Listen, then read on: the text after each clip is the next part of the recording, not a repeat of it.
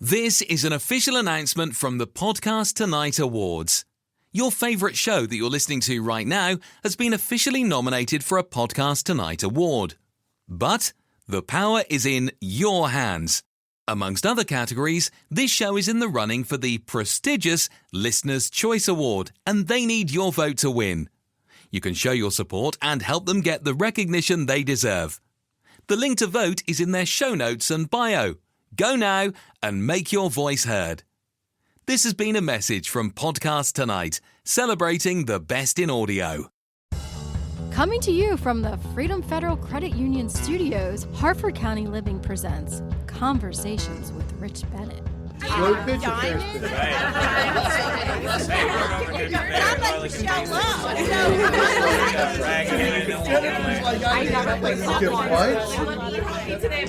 It's probably the least sexy part of the work.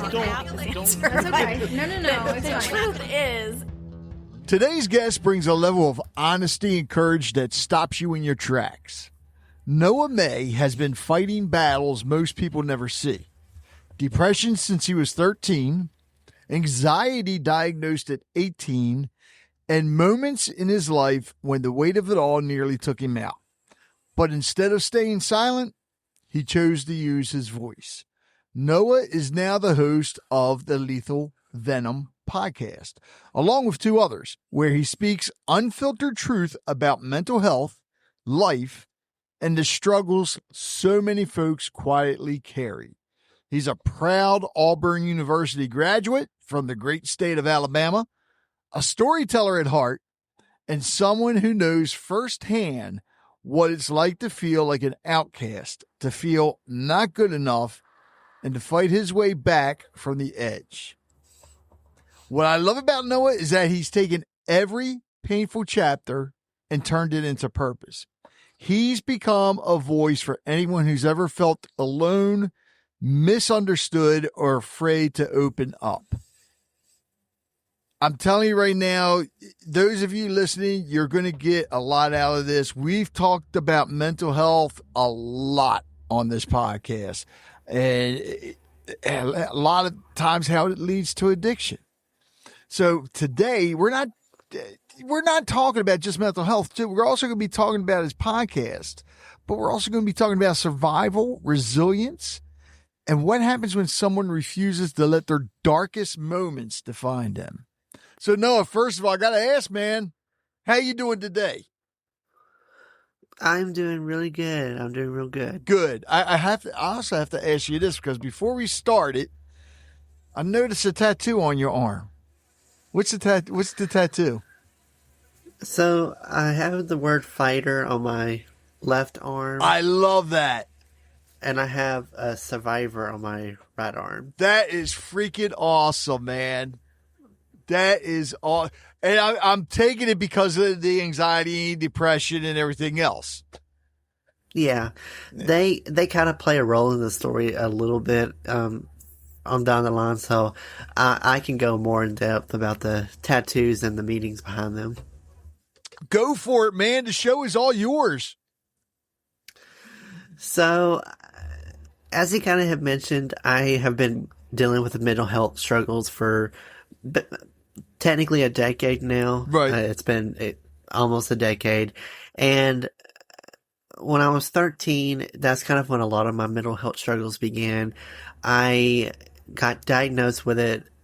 I was officially diagnosed with it at 14, but I showed signs early at 13. Of depression? Yes. Okay. So, it's kind of started from...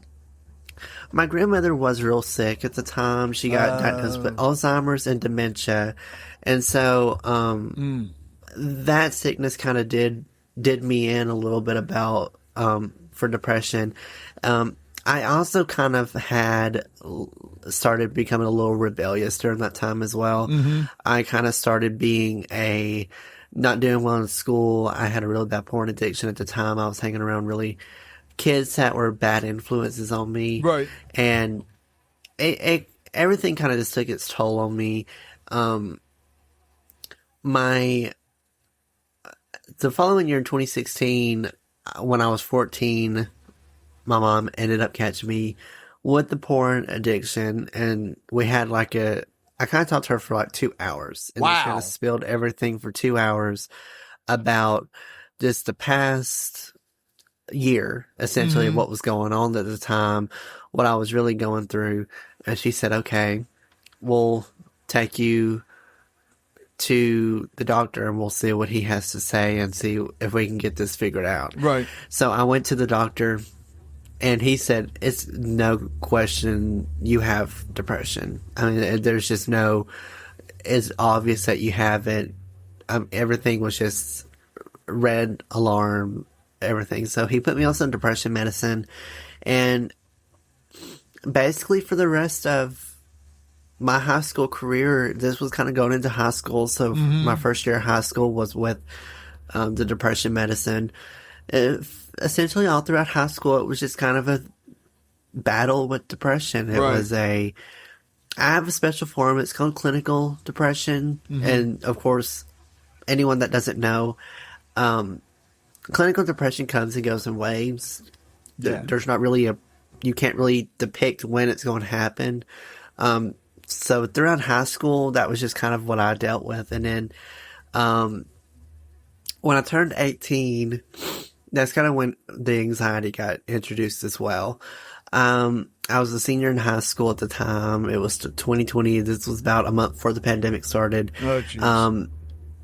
It was about February of that year. I started having these weird nausea spells to where I would actually have full on vomit a lot. Wow. We initially thought, oh, I have the flu, I have some kind of sickness. We just thought it was something simple as that. They didn't think it was like side effects from the medication you were on? Well, at that point, I had been taking the medication for 4 years. Oh, okay.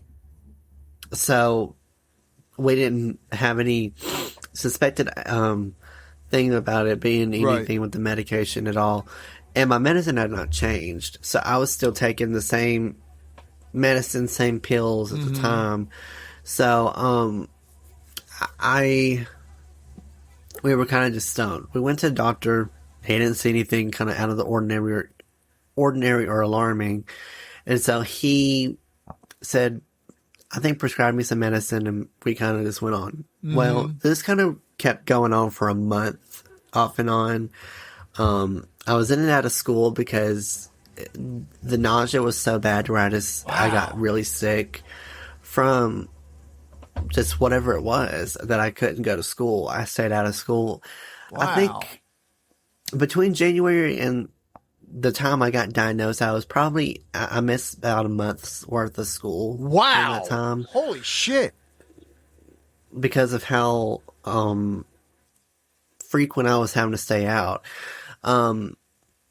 We started having questions because this was just so normal. It usually would happen in the morning before I would go and get ready to leave to go to school. Right. Or this would happen in the middle of the night about 1, 2, 3 a.m. in the morning. And I looked at my mom and I said, I don't know what this is. It's not the flu. Because I don't have fever. I don't have chills. I'm not having trouble keeping food down. This was always a middle of the night, early in the morning situation. Just nauseous. And it was just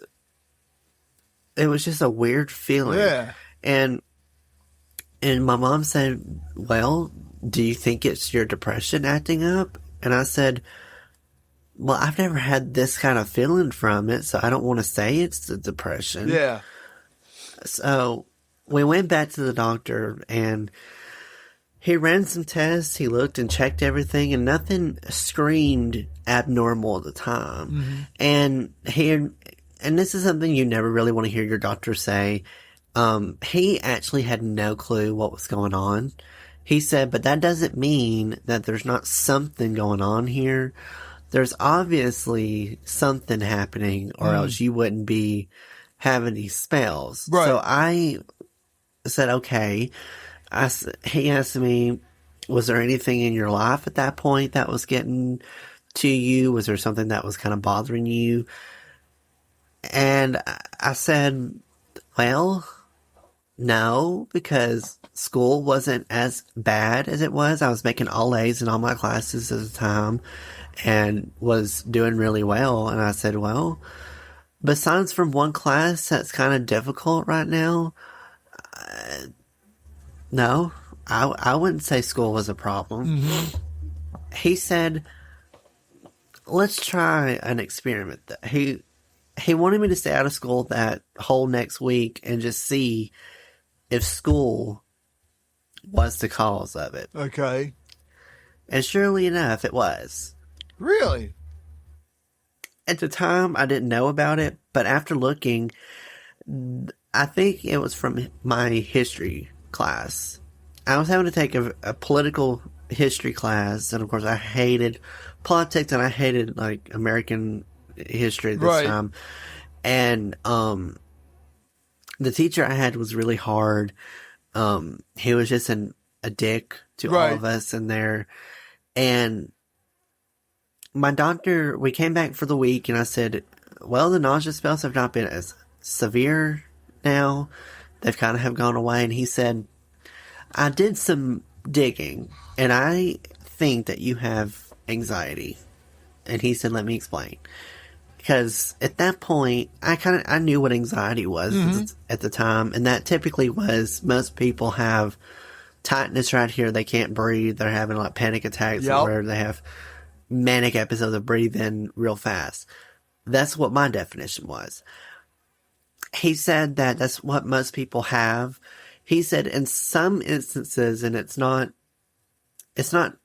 abnormal, but it's not common, that you can have nausea, and vomiting can also be a form of having an anxiety attack. I never knew that. So that was news to me. Yeah. I did not know that either. I was like, love to be the minority of everything.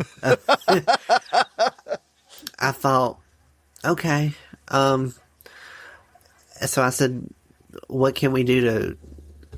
Because at that point, we were like, okay, well, how do we stop it? Right. And he said, well, he said, here's some options that you can do, and this can be your decision. If you want to switch to homeschool, if going in person is making you real nervous and is causing it, if being at home will stop it, I don't have a problem with you doing homeschool. He said, I can write a personal doctor's note. I can come talk to them if I need to tell them that he's got a medical problem going on, just to kind of have reassurance and try to get something approved. I said, well, he said, think about it and just call us and let us know what you want to decide. And I said, okay. We were going to follow through with it, but with COVID, it actually happened anyways. Happened anyways. The school closed down for 3 weeks initially because they were like, okay, we're just going to have like an extended spring break and then 1st of April we'll come back. Well, of course, that rolled around. They just canceled school for the rest of the year at that point. So you were a senior this year. Okay. That was the class. Yep. I was a COVID baby. I was the graduating class of that year. So from March until August, I had kind of a 6-month free span of school. But the anxiety at that point had already had the severe repercussions from it. Right. I lost a lot of weight during that time because throwing up all the time, you lose the weight. So I had initially lost 20 pounds during that time.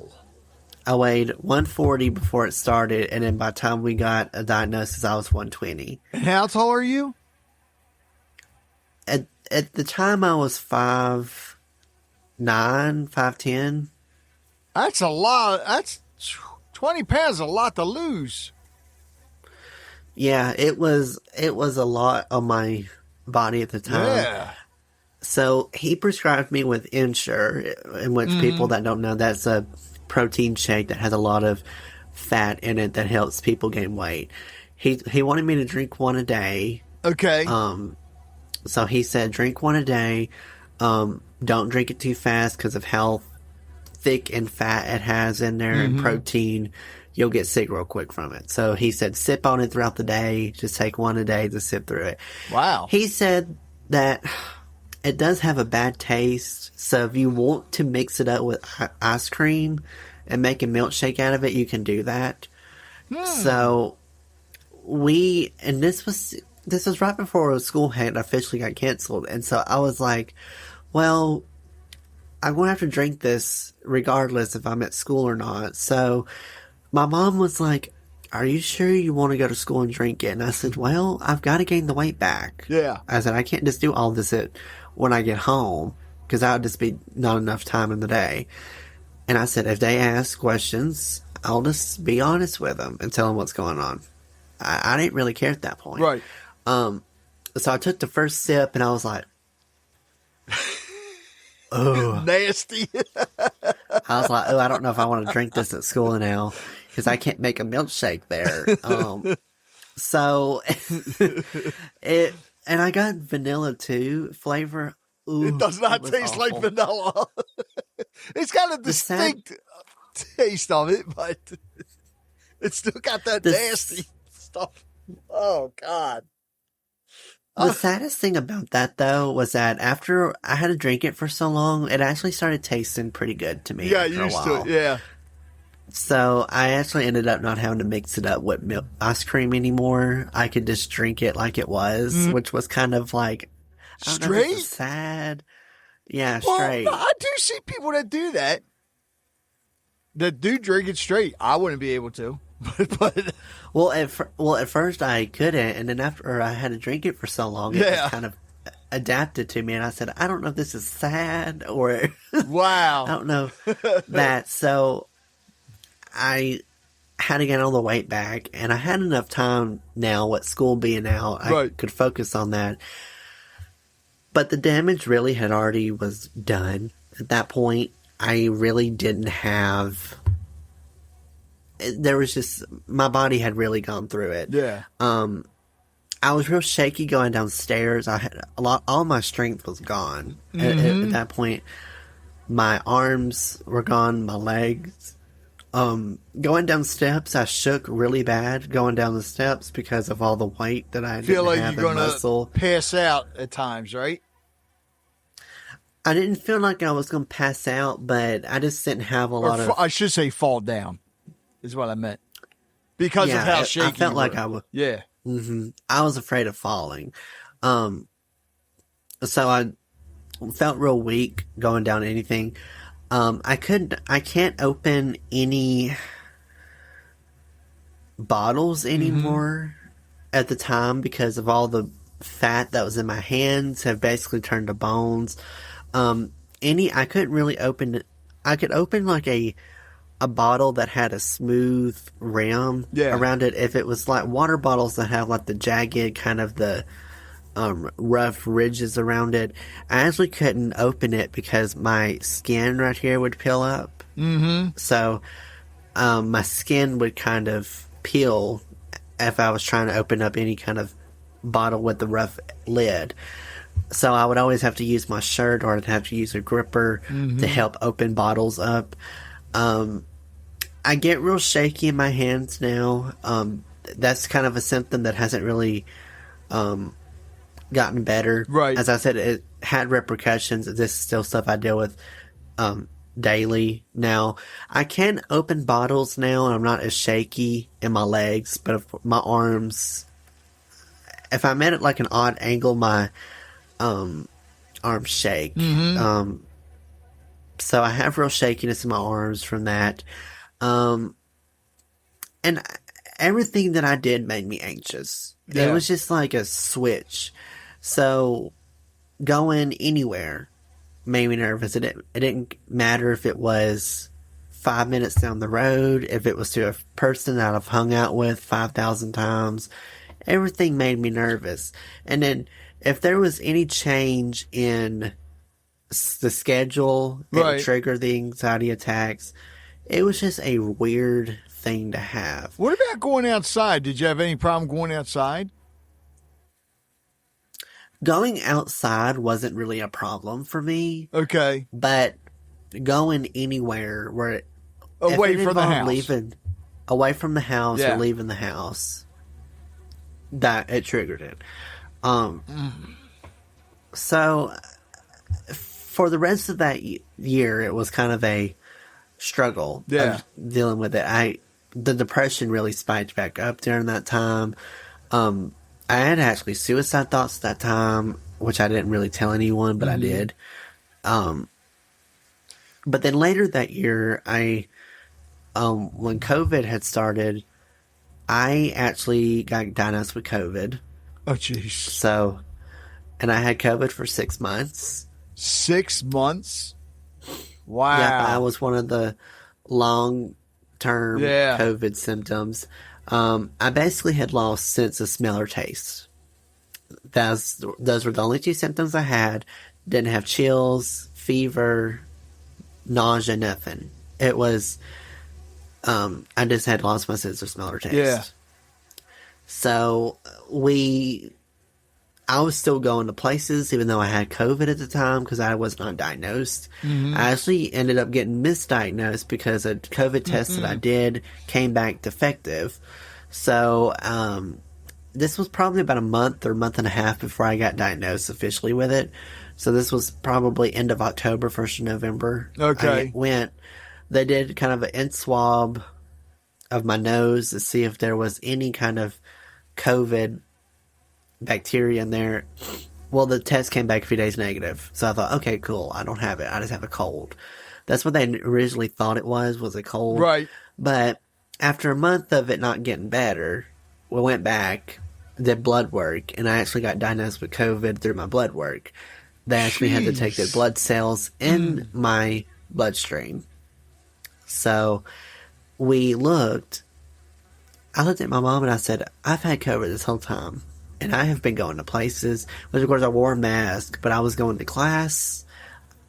I was going to like stores if I needed to go after class.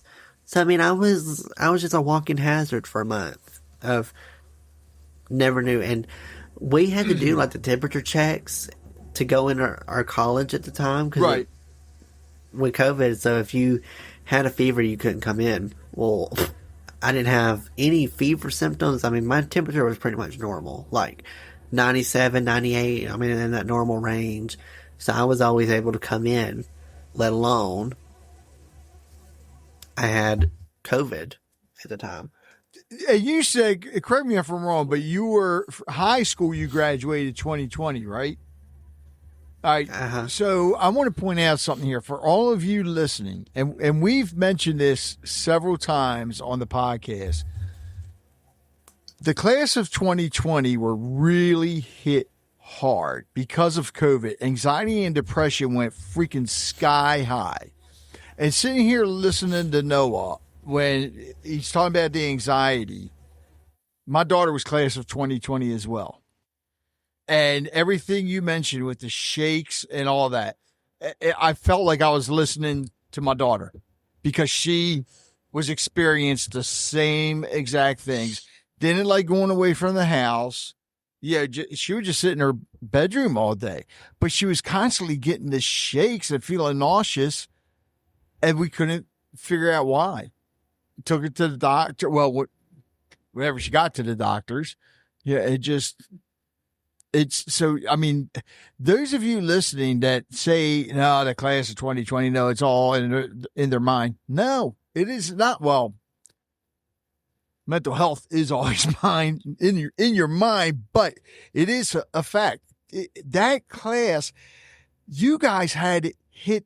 I want to say when it comes to mental illness, you guys got hit the hardest because you lost your final year of high school.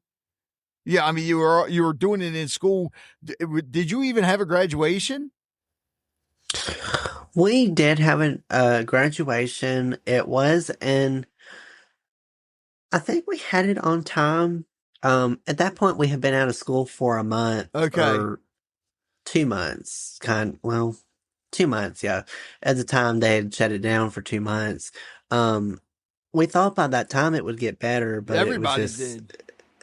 It just felt like it was getting worse. Yeah. We had ours out on our football field. Outside. So we had it outside, and we were limited to how many people could come per student.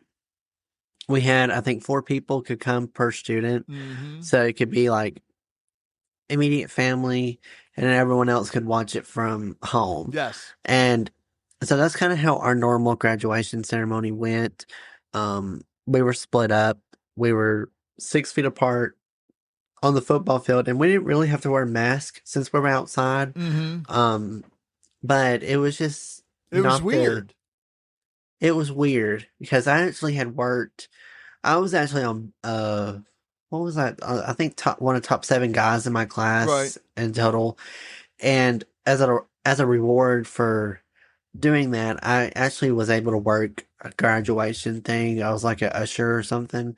And so I kind of saw how indoor graduation was so different. Yeah. Than we always had ours at an arena that we were that was close to our high school that we used all the time for special for special occasions. We always used it for special graduation ceremonies. So I mean it was something that was always normal. Yeah.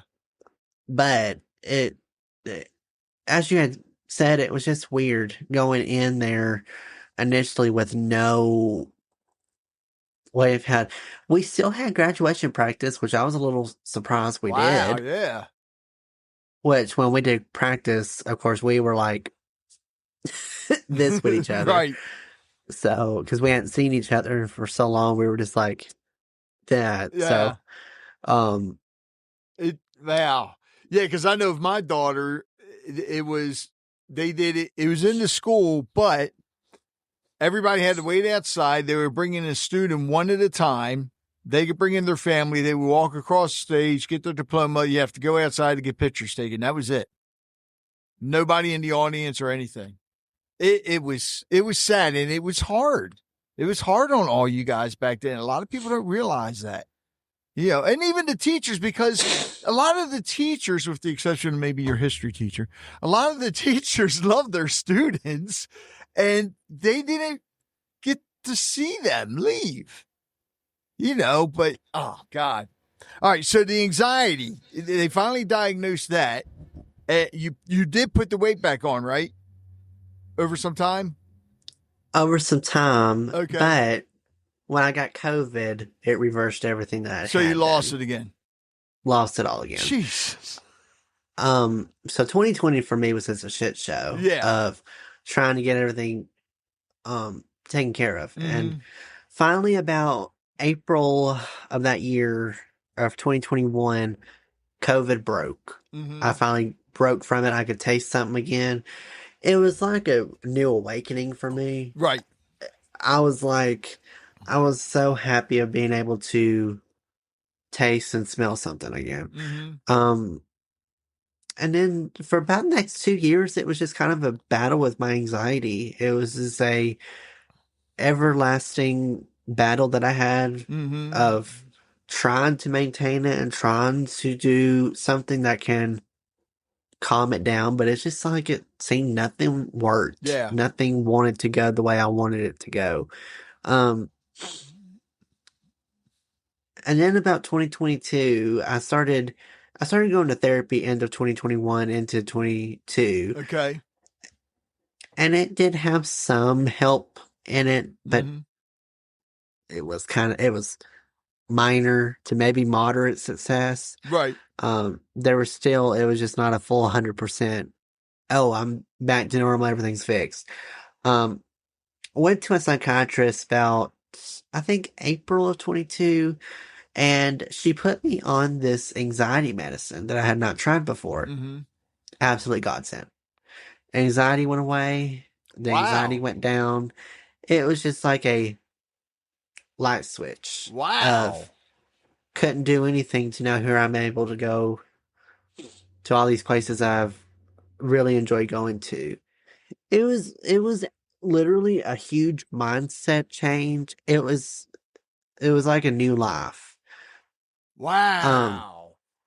So I actually we went on vacation that year to Gatlinburg. We always would go there every year, every summer. And I remember the last time we went, I didn't have a good time because of my anxiety. Oh, jeez. I was nervous all the time. I couldn't do anything. That year was a complete 180. It was like childhood me was back. I didn't get nervous at all during that trip. I was actually able to eat out in restaurants at the time. And I was able to actually enjoy vacation that year. It was a fun trip. Now, okay, so this was after COVID when you went back, when you had fun, right, at Gatlinburg. Was this after the fires or before the fires in Gatlinburg? This was after the fires. Really? And you had no problem? That is, man, that is some good-ass medicine they gave you. Because, seriously, because a lot of people going there thinking of the fires, especially if they have anxiety, it'd be like, no, I don't want to go there. What if it happens again? But you went and you had a blast. Wow. Well, I think I had actually gone back to Gatlinburg like a year after the fires had happened. This was kind of before I got diagnosed with anxiety, so that never really worried me. Okay. But it was 100% like a huge mindset. I was like, oh my Lord, this is a new life for me. I was like, I felt like I could go out and party, and it was just that mindset. So, and I'm lucky that we got this medicine before I went off to Auburn. I don't know what I would have done if I didn't have this medicine. I transferred off. I don't know. I honestly don't think I would have been able to do it at all because of just how bad my anxiety was. Yeah. And so when I went down there, had no problems at all with anxiety. It was just like it was just like a new mindset. And then now going into present day, I still deal with depression spells. That's something that I don't think is ever going to get healed. I don't think that ever goes away. I think no matter what, everybody, you have different forms of depression. Everybody gets depressed, every once in a while. I think you're able to control yours a lot better now, though, right? A little bit. Okay. There's times where it gets too severe to where I can't really control it or anything. Okay. But if I'm happy, it doesn't really come.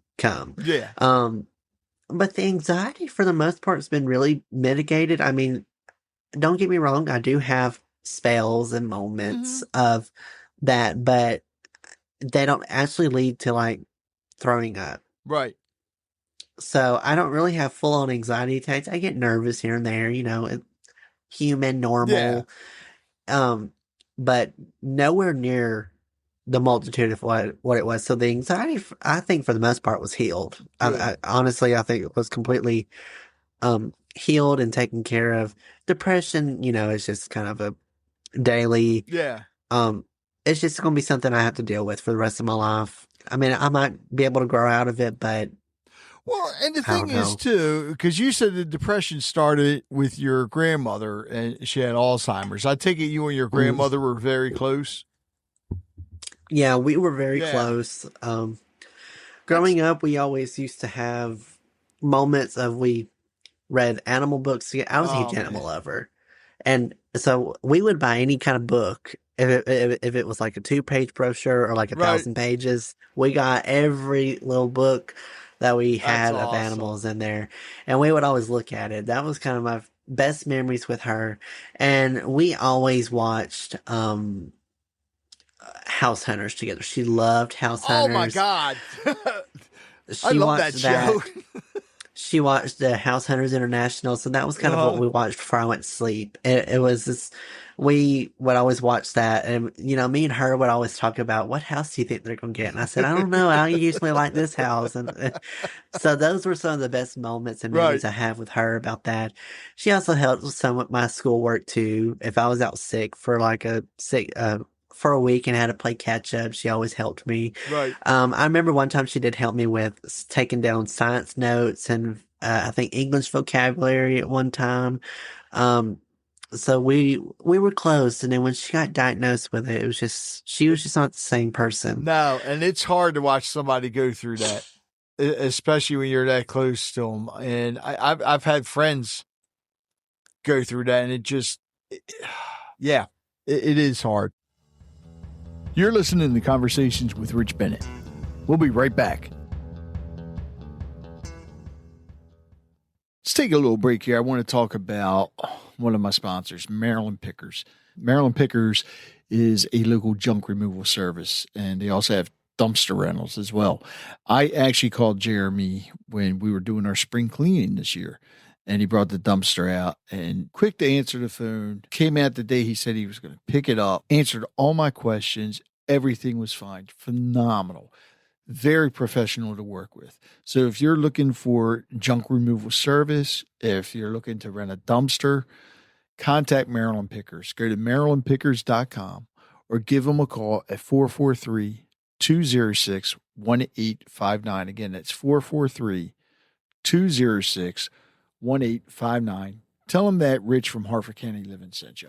So you went to, well, actually, wait a minute. Before you went to Auburn, did you get the tattoos during college or before? Or during?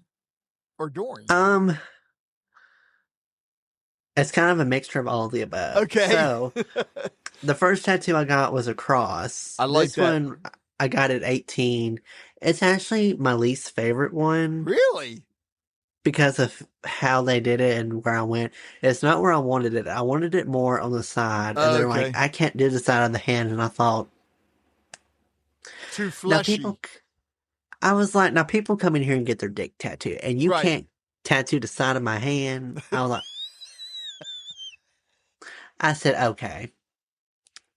Of course, it was my first tattoo, and I was like, fine, whatever, I'll just go by your rules. So I was like, okay, so I don't really like where it's placed. But it was first, I got it at 18. I got it right before I actually had started college. So I was in between kind of graduation and college.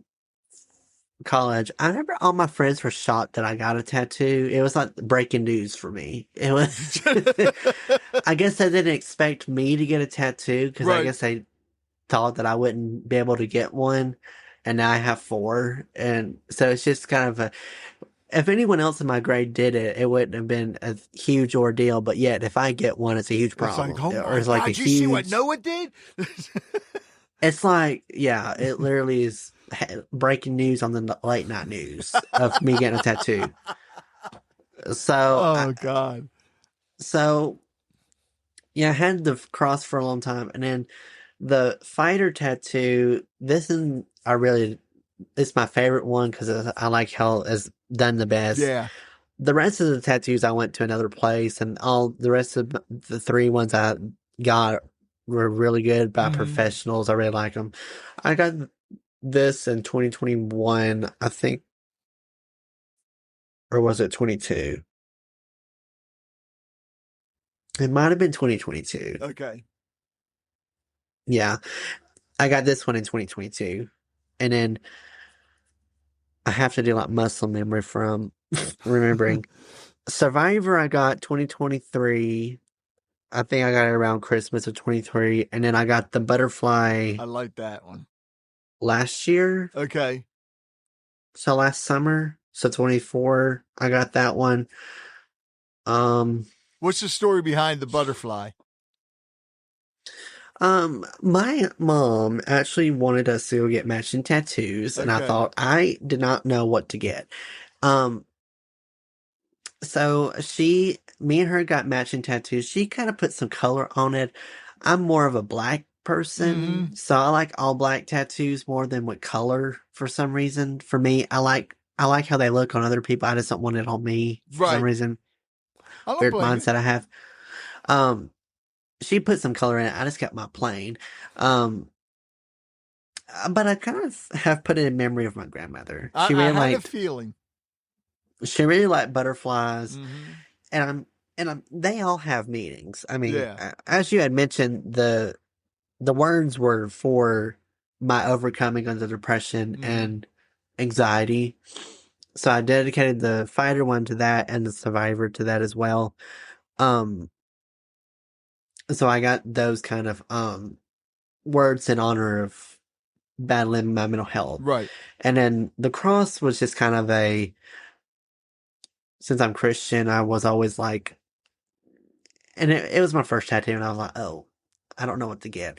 Because I remember my mom was in the process of getting a tattoo removed. And I thought, and I was like, oh, this is my time. This is my time to be able to go and get one. And so I took that opportunity and I said, can I go get a tattoo? And she said, no. And I said, well, I'm 18. I shouldn't even be asking you anyways. But with me being an only child, you can't do anything without being supervised. So you just always have to ask anyways.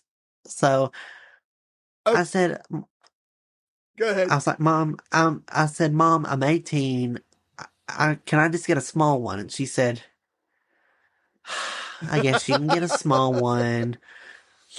And then she was like, what are you going to get? And I said, oh, I actually didn't think I'd make it this far. So I just went with a cross. I thought, I know it's basic, but I was like, All right. So your mother getting that tattoo removed, please tell me it was laser. Is that, yeah. Okay. I had a buddy of mine that I served in the Marine Corps with, and he didn't like his one tattoo, so he got rid of it. It wasn't laser. The dumbass poured acid on his arm. He got rid of the tattoo. Left a good scar, but he got rid of the tattoo. Oh my! I didn't know that. I didn't know people could do that. I don't think you can. I think he was just so damn drunk. He's like, I don't like this. It's like I think he just poured it and like washed it real quick, or I don't know. It's like, dude, what the hell are you doing? God, I have never heard of anyone doing that. I've never heard of anybody doing that except for him. But then again, a lot of the stupid things we did in the Marine Corps, I've never heard of anybody else ever doing, which is probably a good thing. A very good thing. All right, so you went to Auburn. Now, correct me if I'm wrong. Were you going to Auburn for journalism? Yes, Okay. I went there for journalism.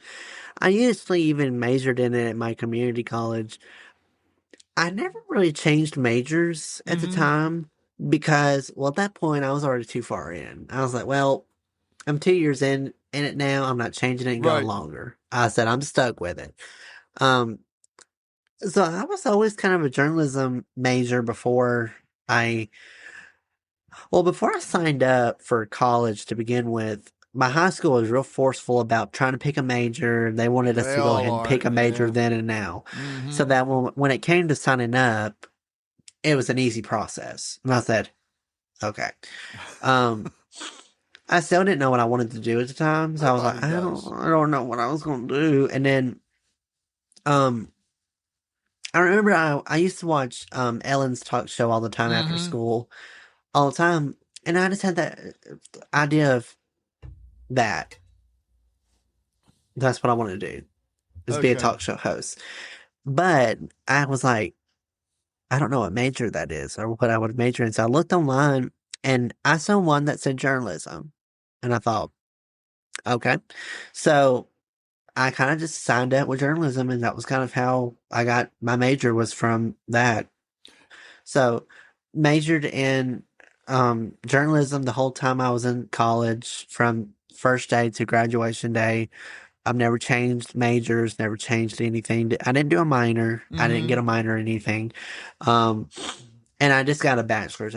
I was not going to get a master's because I was already done. And I didn't really need a master's for what I was wanting to do. Now, do you like writing? Because I would think one of the things, and we talk about this a lot when it comes to mental health, a lot of people are told to journal. And a lot of these people end up writing a book or whatever. So did you always like writing, or just not that style, strictly like journalism, like, news and all that? Well, I did not know at the time that journalism came in all different forms. So I was kind of I didn't really know what to expect.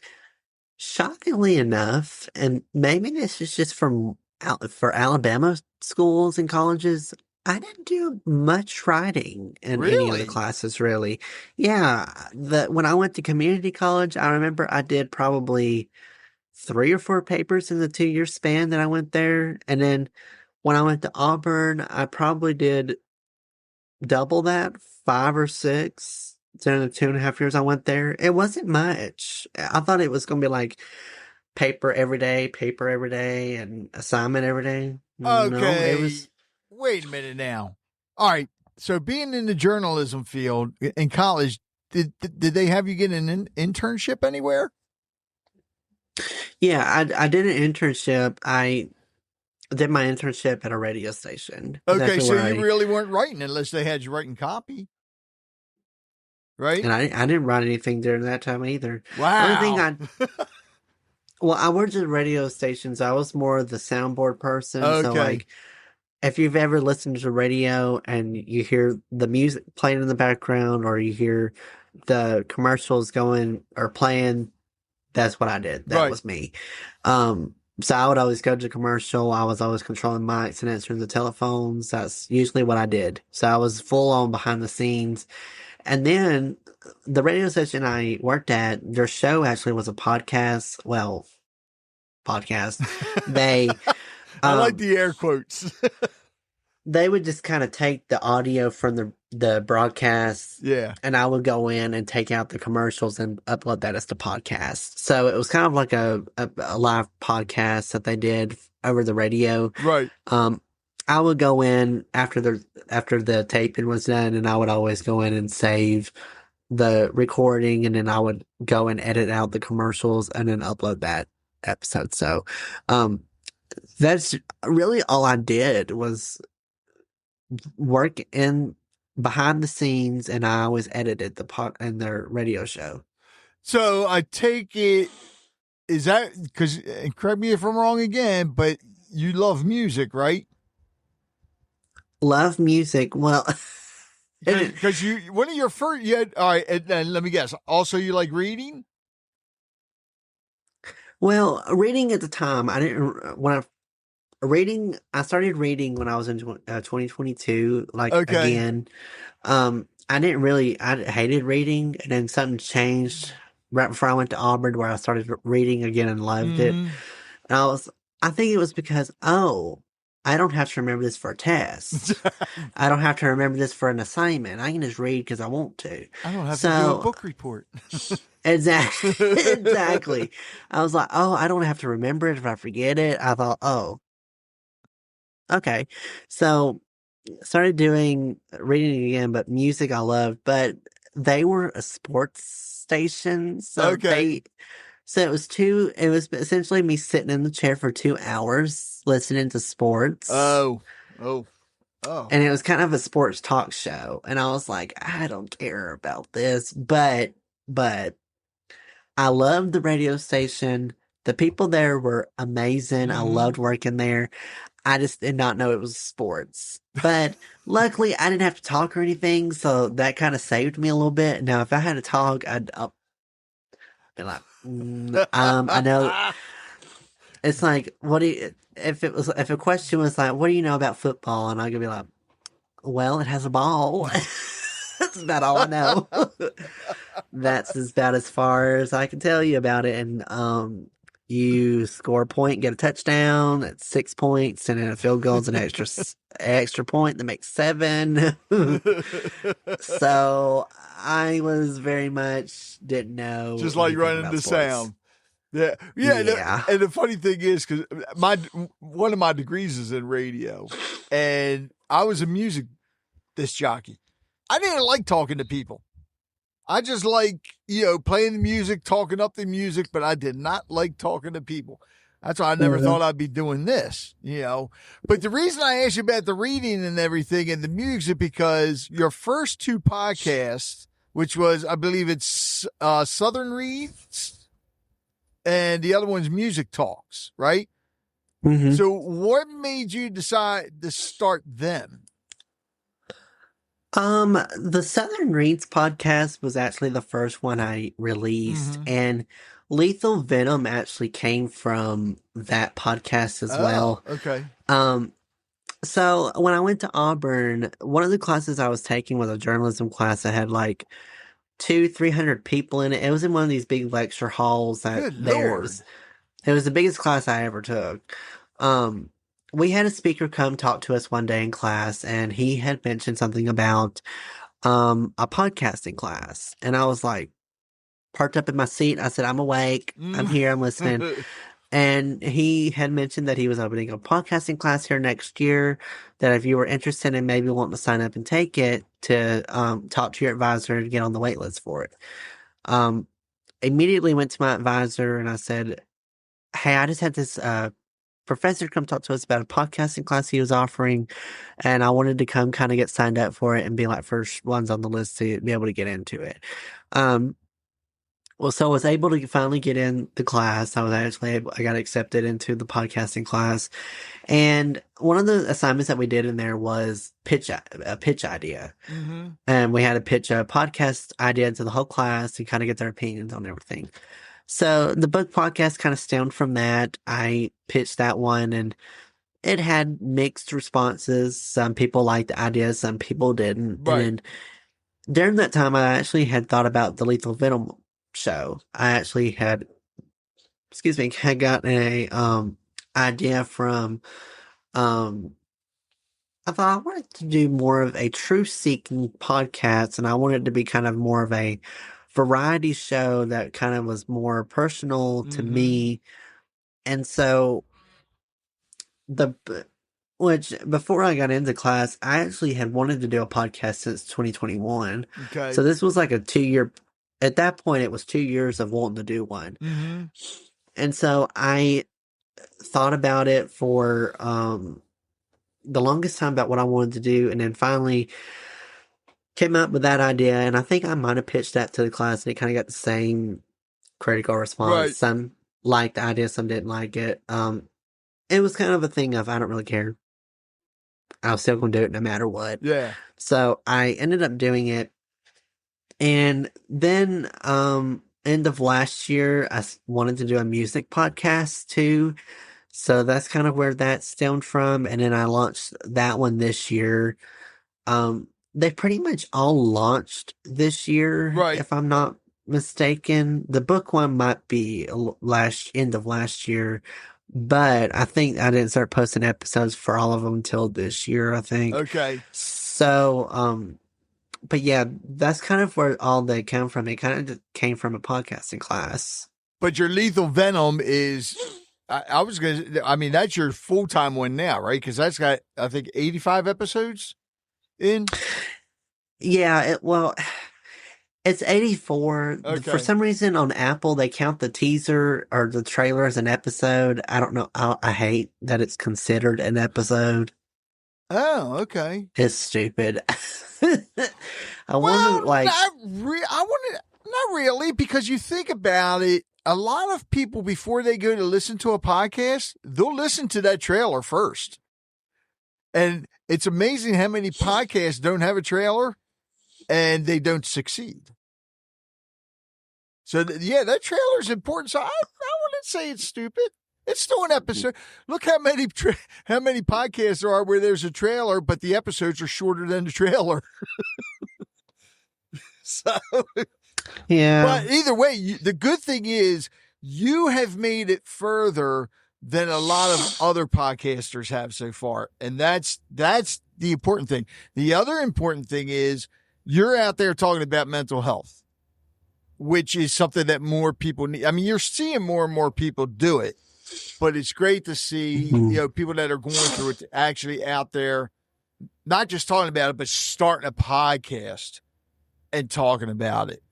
So with this, and I'm trying to, let me see if I can find it, because your first episode of Lethal Venom, I'm not going to count the trailer.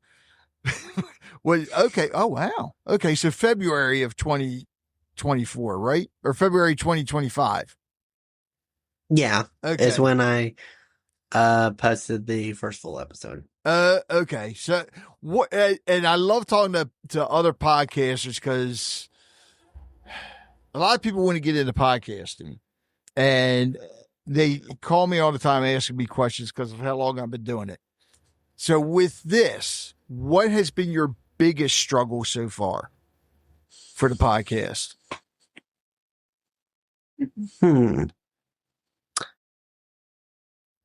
I don't think I really have had a struggle. I mean, Good. I was more caught up with like releasing episodes. Mm-hmm. I usually could record it and have it out within a week. Right. Because I just wasn't getting many messages on Podmatch. Mm-hmm. And it was like getting all these, and I didn't send out a lot of messages at first. And then I moved from Auburn back to my hometown due to financial reasons.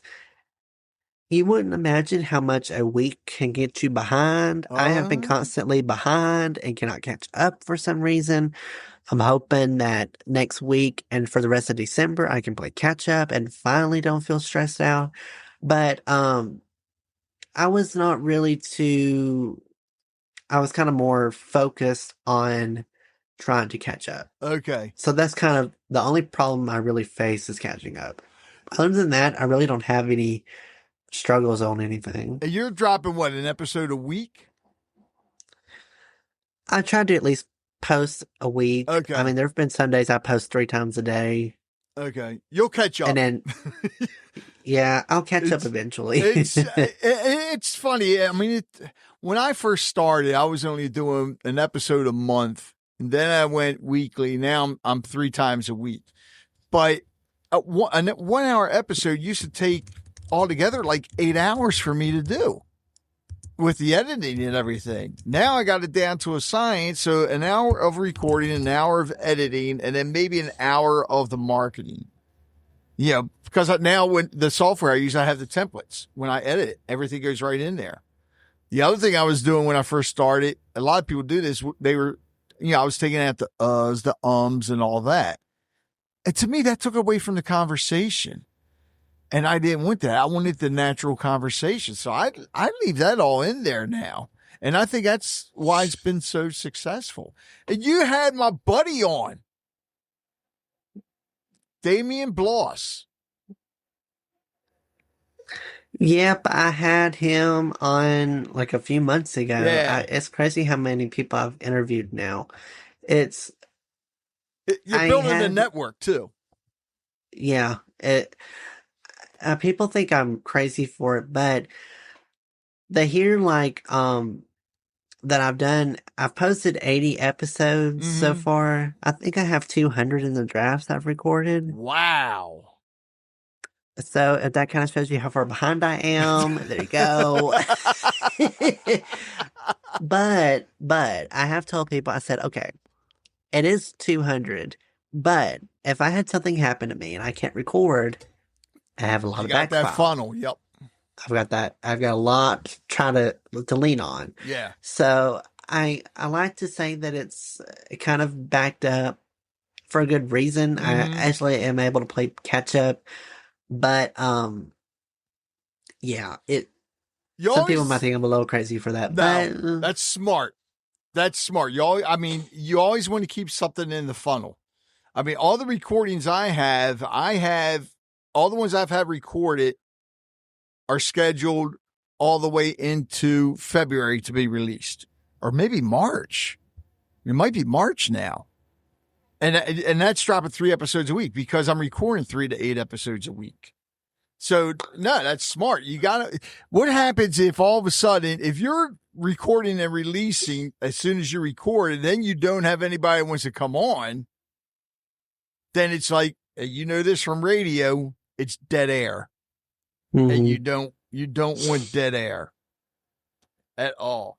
So, all right, because when you started, it was strictly solo, right? Or you had a co-host? It was strictly solo? Mm-hmm. Okay. So what made you decide to start talking and having other guests on? Well, it kind of stemmed from Podmatch. I Okay. actually had been going through a um crisis with a job I was working at prior, and I was trying to mitigate, trying to go from this career to podcasting because I hated this job I was working at. And so I got an email from Alex Mm-hmm. that I thought was initially a scam, because at that point I was getting so many scam offers and emails about everything and anything. But then I thought, but it's for podcasting, so I don't know if it's for um if it's an actual scam, Right. if it's not. I was like, okay, I can do this. So I signed up for it. Best decision I made. And so, Mm-hmm. I've just kind of have had guests on. It's been a way for me to kind of prove the point of the podcast a little bit, is being able to share the truth out there. Yeah. Because there's so much truth I can give out there and kind of can cover on, which luckily with guests, it's just kind of a never ending cycle, kind Yeah. of I can always have people come on and give and share these stories of people. Um, so I always had like a easy kind of a way to do this kind of interview, I guess, per se. Yeah. So I, and of course, with me being um, a journalist, a lot of people tend to have, I had a lot of interview skills already down Mm-hmm. because of the professionalism I had in interviewing people. So it wasn't technically anything new to me. Right. So I was used to it at the time. I didn't really have any kind of he's, I didn't really have any kind of negatives about Mm-hmm. it. So it was kind of like, it was pretty much easy for me. I wasn't really camera shy. I wasn't really shy when it came to interviews. I mean, it took some time for me to open up, but with me doing, over 200 interviews, I've always told people it gets easier. The first one's always the It scariest is. one. Yeah. And then after that, it's just easy, and it continuously gets easy after that. All right. So have you been on Richard Wilmore's yet? If not, okay, you're looking like, yeah, okay, you need to get on his.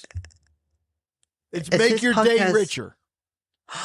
I have him pinned on Podmatch. I want to be on that show so bad. And then his profile's hidden to where I can't message him on Podmatch. I was like, I got you taken care of. Don't worry about it. So I have him pinned on Podmatch, and once he opens that up, I'm going to be first. I'll tell him to look you up. Okay. He's Richard and I go back a long ways. He because he used to live here where I live, and we always went back and forth being on each other's show. And then he moved to Texas, and then started the show back up. And I think he's in North or South Carolina now doing it. But his setup is, you got to watch some of his videos. It is. Oh, actually, he's awesome. I have. I love the setup. Man. The editing that he does for it is amazing. I love his show setup. It's your typical talk show setup. Well, I love it. That's because he wanted to be Ellen. Seriously, that's what he said. He always wanted to do a talk show like Ellen. And that's why, because he'll come, when he starts, you see him come out from behind the curtain and everything. Yeah. So, me and him have a lot of that's how I wanted to do. That's what I'm saying. You would be perfect. You know what? I will make sure I get in touch with him after we're finished and say, hey, you have to get Noah May on your show. You guys would hit it off perfectly. He is awesome. I can't. Why is his profile hidden? I'm gonna have to yell at him. Yeah, that's messed up. All right, so go ahead. Maybe he's taking a break. I don't know. Yeah, he could be. Who knows? It's Christmas. We'll let him slide. Although he's not being one of my elves, so I don't know what he's doing. How can people get in touch with you and find your podcast? So the podcast, essentially, all three of the podcasts I have, they're available wherever podcasts are available. It's on all the major platforms, Spotify, Apple, Amazon, iHeartRadio, YouTube, Pandora. I mean, wherever you get your podcasts, it's most definitely there. But it's on the major ones. So as long as you have one of the major ones like Spotify and Apple, you can listen to it. And then for socials, for the Lethal Venom one, Instagram and TikTok, you can find me at Lethal Venom Podcast on there. And then for Facebook, Twitter, and YouTube, it's Noah's Podcast. It's just kind of a summary of all the three podcasts I have in one place. And then on LinkedIn, it's just my first and last name, Noah May, on there. Feel free to connect with me on there. I'd be more than happy. But easiest way probably is your link tree, right? Just put your link tree in the show notes. Yes, I have a link tree, and it lists all the platforms in there. So all the information is on there of where that. My link tree is so outdated. I got to play with it and get. Yours looks nice. Mine looks like trash. I highly doubt that. Oh, no, it's like, I definitely got to change mine. All right, so Noah, before I get to my last question, is there anything you would like to add? And I know you're going to have to come back on again because I know there's a lot more that we could talk about. And one of the things I keep talking about, we've done it a couple of times, I want to do a virtual mental health roundtable again, where we had a few of us, I think it was like 5 of us, on talking about it.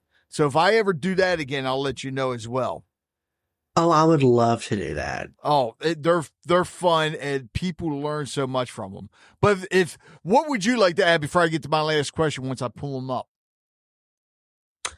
I would probably just say to people, don't be scared to talk about mental health with anyone, and don't feel like you have to be kept quiet about it. Everyone deals with some form of depression or some kind of mental health. You'd be surprised to hear it, and be surprised to really learn about it. But if you be more open about it and be able to share it more, I think people are not going to throw stones at you. Just find a good group of people. And that's really all you can really have is, as long as you have a good support system and can open up, it'll make you feel a lot better. Yeah, definitely.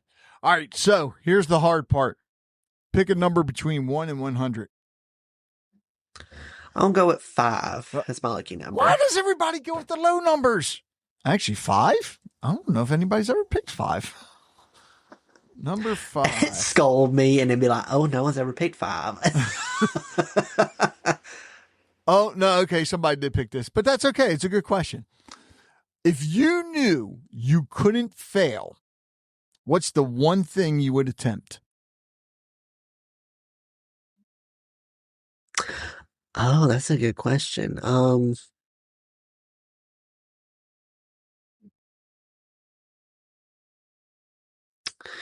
Well, we might be here for a few years. That's okay. Go ahead, man. I don't know. I've never thought about it. Past me would have said, be more bold and open, maybe.